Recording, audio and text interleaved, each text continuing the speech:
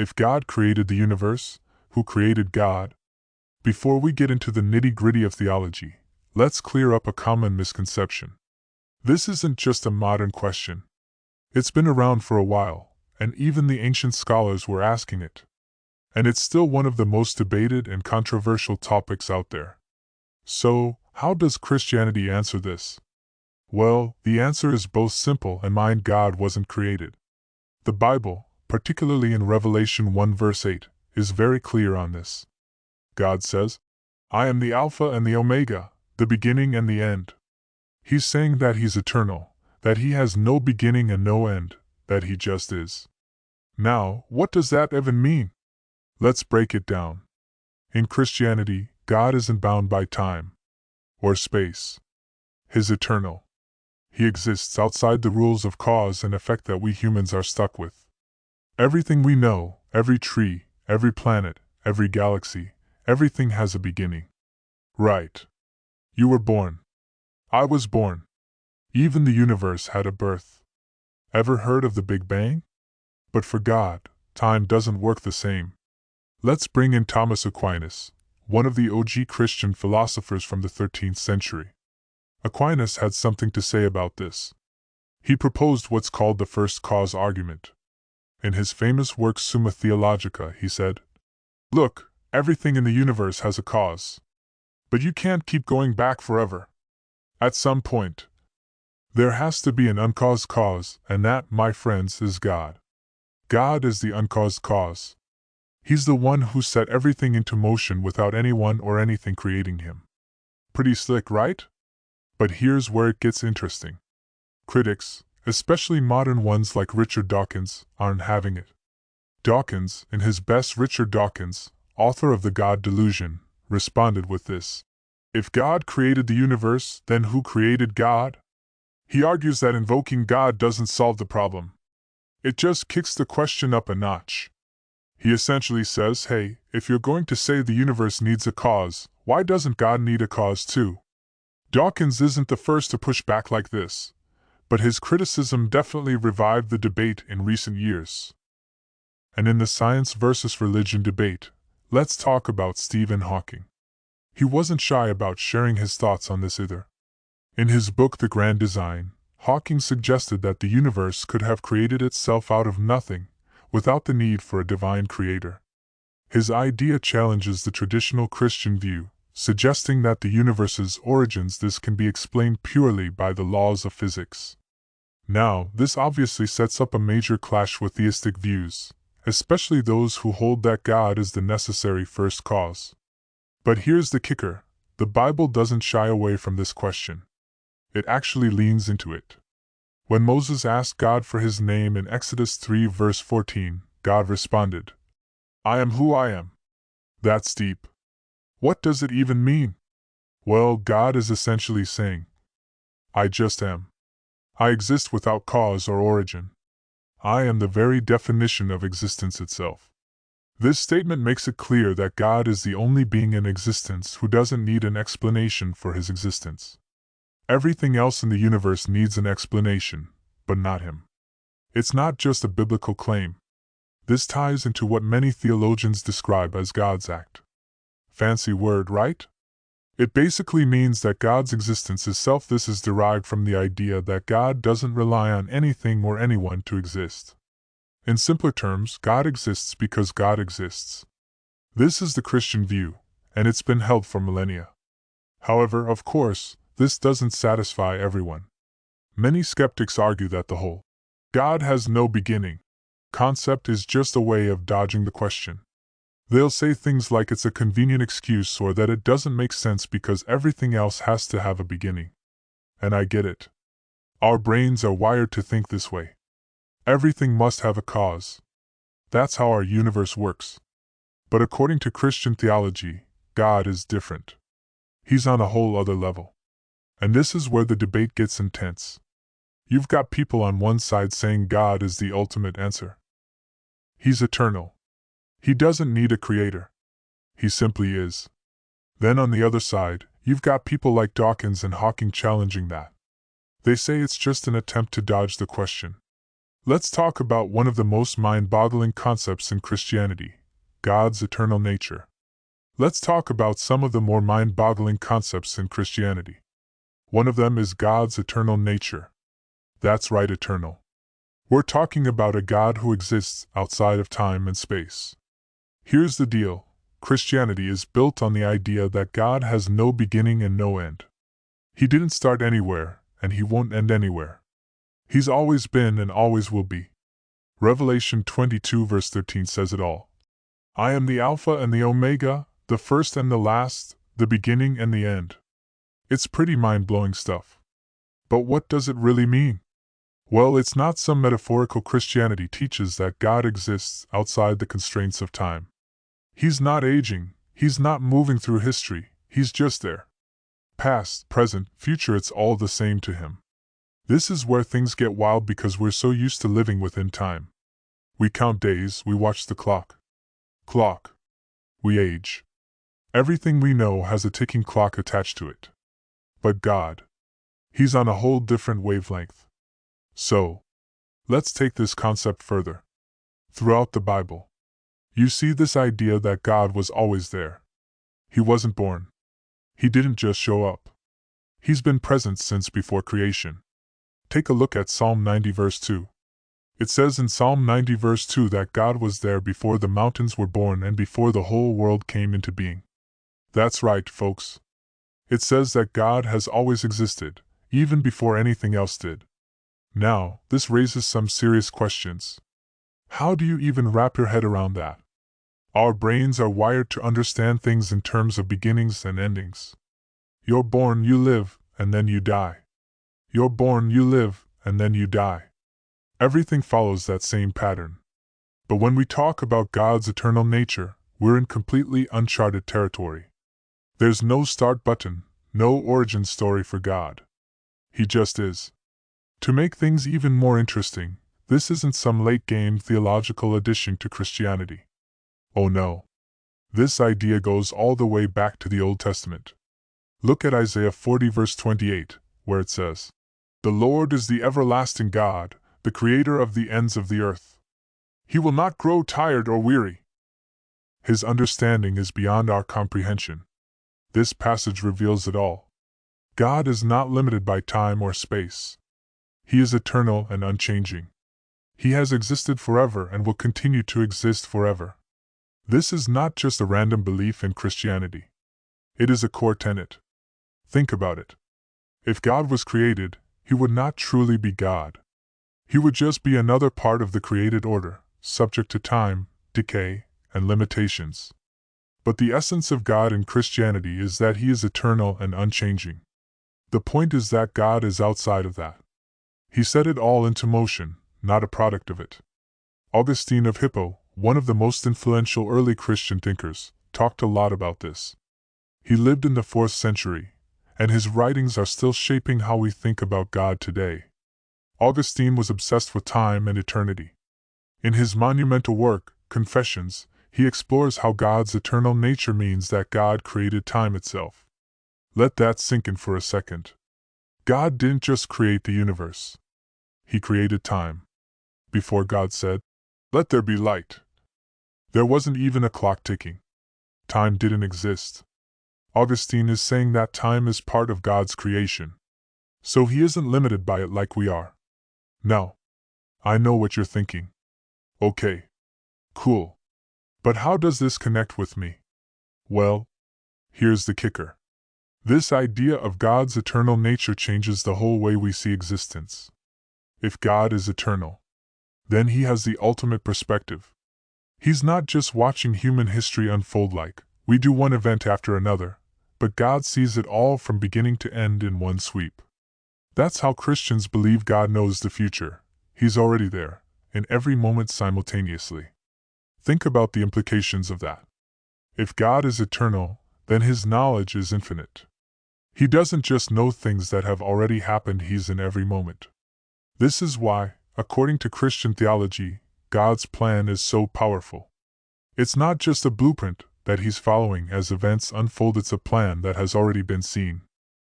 The Bible makes a bold claim that God is eternal.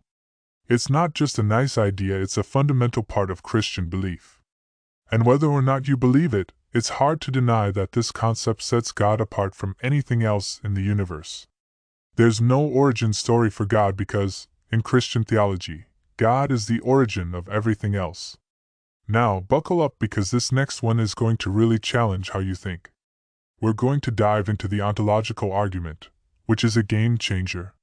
First, let's talk about Anselm of Canterbury, a medieval philosopher and theologian from the 11th century. He didn't just sit around thinking small thoughts. He went all in on some of the biggest questions about God. Here's the core of Anselm's famous argument, known as the ontological argument. God is that than which nothing greater can be conceived.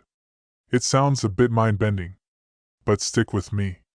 Anselm is saying that God, by definition, is the greatest possible being. He's so great that nothing greater can even be imagined. Here's the kicker. If God exists only in our minds and not in reality, then we could imagine something greater, which is a God that exists in reality. But if we can imagine a greater being than the one that exists only and if we can imagine a greater being than the one that exists only in our minds, then the God in our minds isn't really God at all. In other words, the very concept of God demands that he exists in reality because a God who exists in reality is greater than one who only exists as a thought or an idea. Anselm's point is simple but absolutely huge. If you can conceive of God, then God must exist. If he didn't, he wouldn't be God because the greatest being has to exist in reality. I know this sounds pretty abstract, but this argument was a game changer in medieval philosophy. Anselm wasn't just making things up.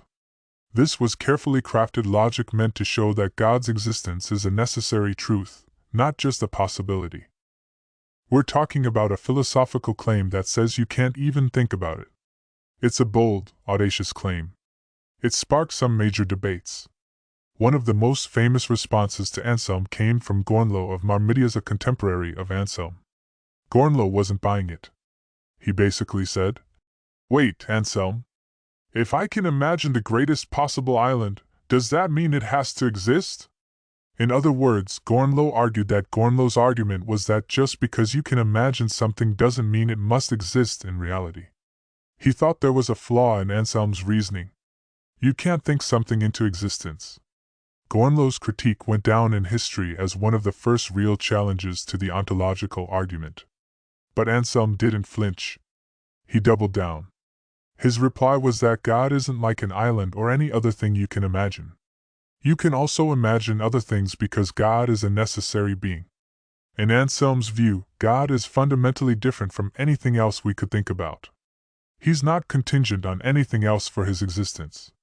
He has to exist by the very nature of what it means to be God. Fast forward to modern philosophy, and guess what? Anselm's argument is still a hot topic. Immanuel Kant, one of the most influential philosophers of the Enlightenment, also tackled this issue. Kant, however, wasn't a fan of the ontological argument. He said that existence isn't a predicate, meaning it's not something you can simply add to a definition to make it more comprehensive. He essentially argued that existence isn't something you can include in the concept of God to prove he exists. The really interesting thing is that Kant's criticism didn't kill Anselm's argument. In fact, it just made people argue about it more. Even today, philosophers like Alvin Plantinga have revisited the ontological argument with modern twists. Plantinga proposed a version using modal logic, which is a more sophisticated form of reasoning about possibility and necessity. This reignited the debate and kept this going for another 1,000 years. The old argument is still going strong in contemporary philosophy. Now let's dive headfirst into one of the biggest questions people love to throw out there. Does God need a cause? The idea is simple enough. Everything we know in this universe seems to need a cause. A tree doesn't just spring up without a seed. A building doesn't just appear without someone building it. And you certainly didn't come into existence without your parents. But when it comes to God, things aren't quite so straightforward. In Christianity, the idea of causality, the need for something if something is caused by something else, it doesn't apply to God. It might sound a bit far-fetched, But the whole basis of Christian theology is that God is different from everything else in existence. He doesn't need a cause because he is the uncaused cause. This idea of God being the uncaused cause is a key concept in Christian philosophy, going all the way back to the earliest church fathers. Take Athanasius of Alexandria, for example. He was a 4th century theologian who strongly believed in this idea. Athanasius argued that God, by his very nature, is self. He has no need of a cause because he is the uncaused cause. He exists by his own power and is self-sufficient. There is nothing before him, nothing above him, and nothing that depends on him. Theologians call this a city, which is just a fancy way of saying that God exists in and of himself. This whole idea of God not needing a cause is tightly connected to his eternal nature, which means he isn't bound by time or space. Unlike everything else in the universe, God didn't start at a certain point or come into existence at a particular time. He has always been there. So, when people ask who created God, it's like asking who created time itself. God is beyond creation. Let's bring in Aristotle for a second. He wasn't a Christian, but his ideas laid a lot of the groundwork for Christian thought later on. Aristotle talked about the idea of the unmoved mover. It's the same concept in Aristotle said that everything in motion needs something to set it in motion. But at some point, you need something that started all that motion without itself being moved. In Aristotle's mind, that was the unmoved mover, the ultimate cause of everything that doesn't itself need a cause. When Christianity adopted this line of thinking, God became that ultimate mover, the uncaused cause behind the entire universe. The universe. You might be thinking, okay, but why doesn't God need a cause? Everything else does. Great question. Causality applies to things that have a beginning. Things that come into existence at a particular point in time. But God, according to Christian belief, doesn't have a beginning. He's always been there. Genesis 1 verse 1 tells us, "In the beginning, God created the heavens and the earth." Notice how the Bible never talks about God being created because, in Christian theology, he wasn't. He's the one doing the creating. Thomas Aquinas, a 13th century philosopher, took Aristotle's ideas and fused them with Christian thought in a way that's still discussed today. Aquinas developed his famous "There are 5 ways of proving God's existence," and one of them is the argument from motion, which is directly linked to causality. Aquinas argues that everything in the universe is in motion because it was set into motion by something else. But you can't keep going back infinitely. At some point, you need a starting point. According to Aquinas, that starting point is God. God is the first cause, the unmoved mover, the one who sets everything in motion is in motion by itself. So here's the key takeaway. God doesn't need a cause because he exists outside the chain of causes. He's not part of the universe that operates under the rules of time and causality. He created those rules. It's like asking why the author of a book isn't bound by the fictional world they created. The author exists in a completely different realm. How God is described in Christian theology is pretty interesting. He created time, space, and the laws that govern the universe, but he's not subject to them. And here's something you don't want to miss. The Bible is pretty clear on this point. One of the most famous verses on God's eternal and uncaused nature comes from Exodus 3 verse 14. In that verse, God speaks to Moses from the burning bush and declares, "I am who I am." It's a statement of self-existence. God is saying, I exist because I exist. I don't rely on anything else to be here. I just am. Okay, now we're getting into some serious intellectual territory. The Kalam cosmological argument. This is where science and theology go head to head. It's one of the most compelling arguments for the existence of God in modern Christian apologetic. What makes it so interesting? It doesn't just rely on philosophical ideas. It pulls in scientific evidence. It makes you think about the very origins of the universe. So, where did this all start?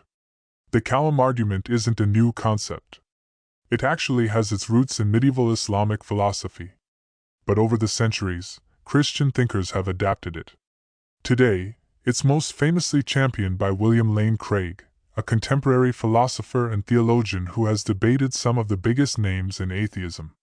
This argument has become one of the go-to arguments for the existence of God. It's a great example of how to present a case for God's existence in a debate. It's based on a simple premise that's easy to understand and hard to dismiss. The Kalam cosmological argument says that everything that begins to exist has a cause. The universe began to exist, so the universe has a cause. It seems straightforward, but each part has a lot of depth. Let's break it down. The first premise is that everything that begins to exist has a cause. This is something that no one really argues with. It's basically common sense. You don't expect a house to just appear out of nowhere. You don't think your car randomly popped into existence. If something exists, and it had a beginning, it must have had a cause. Science agrees with this, and so does everyday experience. So, no one's fighting on this. 1. But here's where it gets interesting. The second premise is that the universe began to exist. This is where the Big Bang theory comes into play. We're talking about the same Big Bang you've heard about in science class. It was first proposed by astronomer Georges Lemaitre, who was also a Catholic priest. In 1965, scientists discovered cosmic microwave background radiation, which this is basically leftover radiation from the Big Bang, the moment the universe started expanding from an incredibly dense point. This gave scientists solid evidence that the universe did have a beginning, just like the Bible says in Genesis 1, verse 1. In the beginning, God created the heavens and the earth. Now, here's where the Kalam argument really hits home. If the universe had a beginning, it must have had a cause. Nothing comes from nothing. If the universe began to exist, something had to cause that beginning. But it couldn't have been something inside the universe. The universe didn't exist yet, so what could have caused it to come into being? That's where God comes in.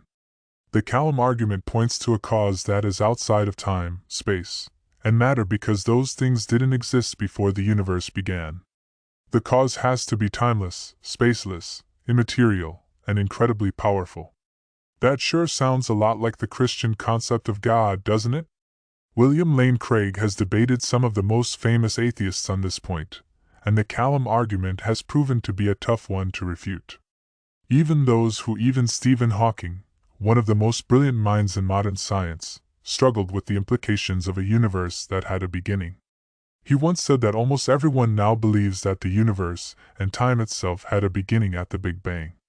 But then the question becomes, what caused the Big Bang? Some people might argue that the universe came from nothing, but scientifically speaking, nothing doesn't really mean nothing. Even in a vacuum, there's still quantum activity going on. Plus, if the universe did come from nothing, that would be that there's an exception to the rule that everything that begins to exist has a cause. If this were true, it would throw everything we know about the universe into chaos. So, this isn't a very satisfying answer. Let's say for a moment that the universe could come from nothing. Why did it come into existence at that exact moment, and not at some other time? There had to be a cause that chose to bring it into existence. This cause, according to the Kalam argument, is God. What's brilliant about this argument is how it uses modern science to support the idea of a creator. The Big Bang is one of the most widely established theories in cosmology aligned perfectly with the idea that the universe had a definitive beginning. Even Einstein's theory of general relativity, which describes how gravity operates on a cosmic scale, suggests that time and space are intertwined and had a starting point. If science indicates that the universe had a beginning, it must also indicate that something external to the universe caused it. It's also worth noting that Christian theology has been espousing this view for centuries. The Bible starts with the words, "In the beginning, God created the heavens and the earth." That's a pretty clear statement about the universe having a beginning long before scientists figured out that the universe wasn't eternal. Let's go back in history and look at some of the earliest minds of the Christian Church, the Church Fathers. These were the intellectual leaders of the early Christian Church. These were the heavyweights of their time, shaping much of what we now understand as Christian theology. They had a lot to say about the nature of God, especially when it came to his existence. Let's start with one of the most important figures, Athanasius of Alexandria. This guy was a 4th century bishop in Egypt, and he didn't mess around when it came to defending the idea that God has no beginning and no end. In his work on the Incarnation, Athanasius emphasized that God exists outside. Athanasius believed that God is above all things created. He wrote that God simply is, and doesn't rely on anything else to exist. His nature is eternal, existing before time itself. What's fascinating about Athanasius is that he was battling Arianism, a major heresy at the time that claimed Jesus was created by God and therefore not equal to him. Athanasius stood firm, arguing that both God the Father and Jesus were co-Athanasius made a big case for the idea that God is eternal, meaning he had no beginning. This was a big step forward in defending God's eternal nature, and it's still a core belief in Christian doctrine today. But Athanasius wasn't the only one asking tough questions about God's existence. Let's talk about Origen, one of the greatest theological minds of the early church. He was born in 185 AD and lived in Alexandria too. If you know anything about ancient Alexandria, you know it was the intellectual center of the ancient world, like the Ivy League of the time. Origen was all about blending philosophy with theology, and his writings made huge strides in helping early Christians understand the nature of God. Origen's key argument was that God is incomprehensible. In other words, humans, no matter how hard we try, will never fully understand God. In his work on First Principles, Origen wrote that God cannot be contained by the universe, nor by any place, nor by anything external to him. What he was saying is that God's existence is so far beyond our understanding that we can't even begin to comprehend it. This is important because it highlights a key part of early Christian thought, the mystery of God's existence. You can't box God in. You can't put limits on him. And that's what makes him God. He exists outside of anything we can grasp with our finite minds. Augustine of Hippo was one of the most influential Christian thinkers of all time, picked up where Origen left off. Augustine was born in 354 AD and is famous for his writings on time, creation, and the nature of God. One of his most influential works, Confessions, dives deep into the idea that God created time itself. Augustine argued that God exists outside of time, meaning he's not bound by past, present, or future like we are. He wrote, "For you are the creator of all times, before all times you are, and no time is co-eternal with you." What's the deal with the mind? It's interesting to note that Augustine was discussing these topics long before modern science even had an understanding of the origins of the universe. He was one of the first to suggest that time itself is a creation, which is now supported by Einstein's theory of relativity, which states that time and space are intertwined and had a beginning. Augustine was ahead of his time, demonstrating that even the most ancient Christian thinkers were grappling with concepts that still challenge us today. They weren't just trying to make abstract philosophical points. They were fighting real battles against heresies, competing worldviews, and even against their own limitations of understanding. But their work laid the foundation for how Christians today think about God's existence. God isn't just the biggest or most powerful being we can think of. He's beyond all categories of existence. He's not just the cause of the universe, he's outside the universe altogether. He exists because he is the very definition. What's fascinating is that the Nicene Creed, which was established in 325 AD and is still recited in many Christian churches today, embodies a lot of the ideas these church fathers fought for. It opens with, "We believe in one God, the Father Almighty, maker of heaven and earth, of all things visible and invisible." This one sentence sums up the belief that God created everything, both what we can see and what we can't see, and that he exists outside of it all. One of the things that really stands out is that the church fathers were bold in challenging the philosophical and religious ideas of their day, even when those ideas were deeply embedded in the culture. People like Athanasius and Augustine were standing up to massive opposition, but they stuck to their guns because they believed that understanding God's eternal nature wasn't just a theological point, it was foundational to everything else. One thing that really stands out about the church fathers is their boldness. They weren't afraid to challenge the philosophical and religious ideas of their day, even when those ideas were deeply embedded in the culture. People like Athanasius and Augustine were standing up to massive opposition, but they stuck to their guns because they believed that understanding God's eternal nature wasn't just a theological point, it was foundational to everything else Christians believe. God's existence isn't just about a philosophical or scientific argument, it's part of a bigger plan for humanity. If you've been following along this far, you already know that Christian theology teaches that God exists outside of time, space, and the universe itself. But here's the thing. His existence is tied directly to our existence. From the very beginning, the Bible frames humanity's story as one of relationship between the Creator and His creation. In Genesis 1 verse 26 we read, "Let us make man in our image after our likeness." This shows right from it suggests that humans aren't just accidents of nature.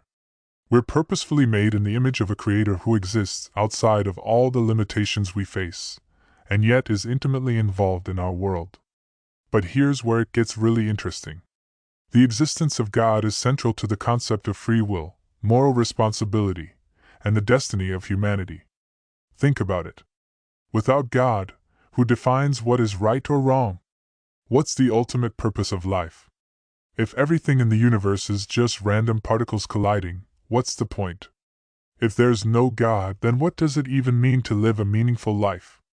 Christianity says that God's eternal existence gives meaning to our choices, our struggles, and our purpose. It's not just that God created the universe and left us to figure it out on our own.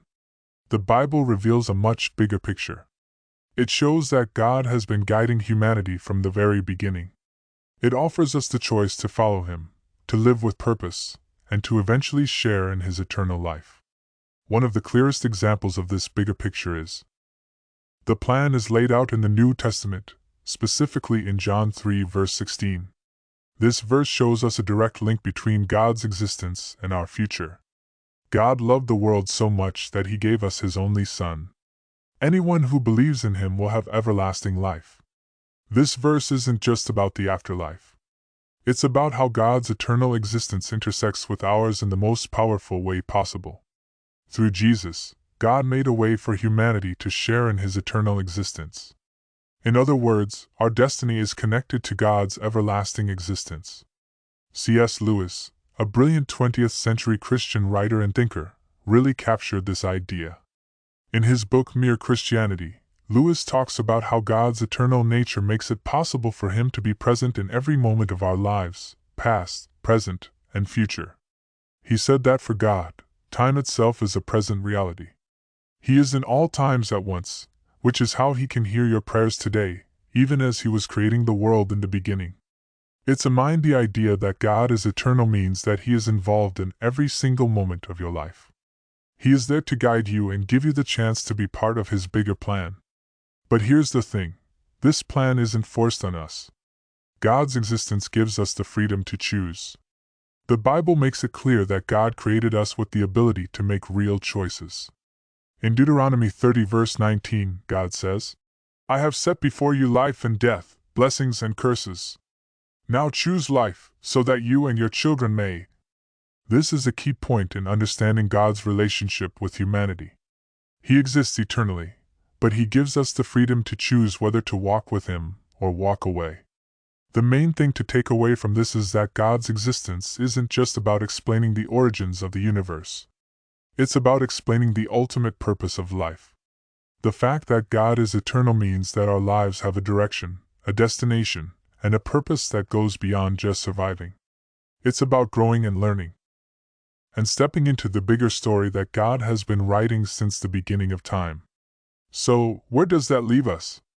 We've talked about philosophy, science, history, and theology, but it all boils down to this: God's eternal existence is the foundation of everything.